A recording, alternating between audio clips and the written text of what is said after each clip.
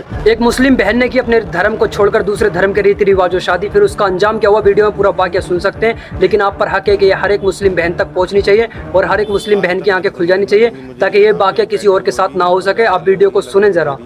آج تک میں نے تو نہیں سنا، کیونکہ مجھے یہاں پہ بیٹھے ہوئے بھی 15 سالیں ہو گئی لگ بھگ اس ایریے میں آئے ہوئے۔ کرونا تک کے جنازوں میں نماز جنازہ ہونے کے بعد دفن ہوئے۔ یہ پہلا ایسا جنازہ ہے جو بنا نماز جنازہ کے دفن ہوا ہے۔ میری زندگی میں اتنی میتیں آئی ہیں اور ہر طرح کی میتیں دفن کری ہیں، ایک سے ایک زیادہ دردناک کیس آئے ہیں، لیکن جو یہ کل واقعہ ہوا ہے اس طرح کا کبھی کوئی کیس نہیں آیا، اور یہ بہت ہی اچھا ہوا کہ کسی نے نہ تو نماز جنازہ پڑھائی اور نہ ہی اس کو جگہ دی، تاکہ اس طرح سے بچیوں کو تھوڑی ہدایت تو ملے۔ انہوں نے اپنے مذہب کو چھوڑا اور مذہب چھوڑ کر دوسرے مذہب کو اختیار کرتے ہوئے دوسرے مذہب کے ریتی رواج کے مطابق اس نے شادی کی۔ تو شرعی مسئلہ یہی ہے کہ جو مذہب کو چھوڑ دیتا ہے تو مذہب کے ماننے والے کا پھر اس سے کوئی واسطہ نہیں رہتا۔ آداب، میں وسیم اختر اور آپ دیکھ رہے ہیں دا لیڈر ہندی۔ ہم اس وقت یو پی کے ضلع بریلی میں کلو میاں کے تکیے میں ہیں۔ یہ قریب 150 سال پرانا قبرستان ہوگا۔ کل ایک چوکانے والا معاملہ ہوا ہے بریلی میں۔ بریلی کیا، اگر ہم پورے مسلمانوں کی بات کریں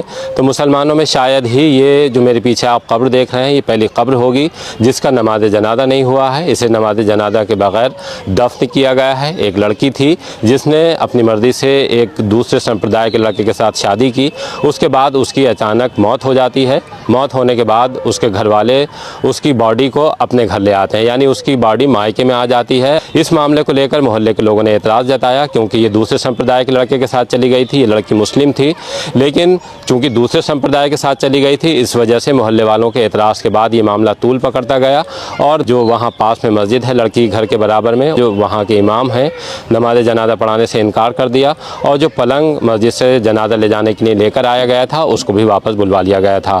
تب یہ معاملہ درگاہ اعلیٰ حضرت پر پہنچا۔ مرکزی دارالافتاء سے اس مسئلے پر رائے لی گئی۔ یہ پتہ کیا گیا کہ شریعت کا حکم کیا ہے۔ شریعت کا حکم سامنے آنے کے بعد یہ صاف ہو گیا کہ کوئی بھی امام نماز جنازہ نہیں پڑھائے گا، کیونکہ لڑکی مرتد ہو چکی تھی۔ یہ حکم ہے کہ ایسے لوگوں کا نماز جنازہ کوئی امام نہیں پڑھائیں گے۔ میری زندگی میں اتنی میتیں آئی ہیں اور ہر طرح کی میتیں دفن کری ہیں، ایک سے ایک زیادہ دردناک کیس آئے ہیں، لیکن جو یہ کل واقعہ ہوا ہے کہ اس طرح کا کبھی کوئی کیس نہیں آیا، اور یہ بہت ہی اچھا ہوا کہ کسی نے نہ تو نماز جنازہ پڑھائی اور نہ ہی اس کو جگہ دی، تاکہ اس طرح سے بچیوں کو تھوڑی ہدایت تو ملے کہ ہم نے جو غلط کرا اس کا انجام غلط ہے، دنیا بھی غلط ہے اور آخرت بھی غلط ہے۔ انہوں نے اپنے مذہب کو چھوڑا۔ تو شرعی مسئلہ یہی ہے کہ جو مذہب کو چھوڑ دیتا ہے تو مذہب کے ماننے والے کا پھر اس سے کوئی واسطہ نہیں رہتا۔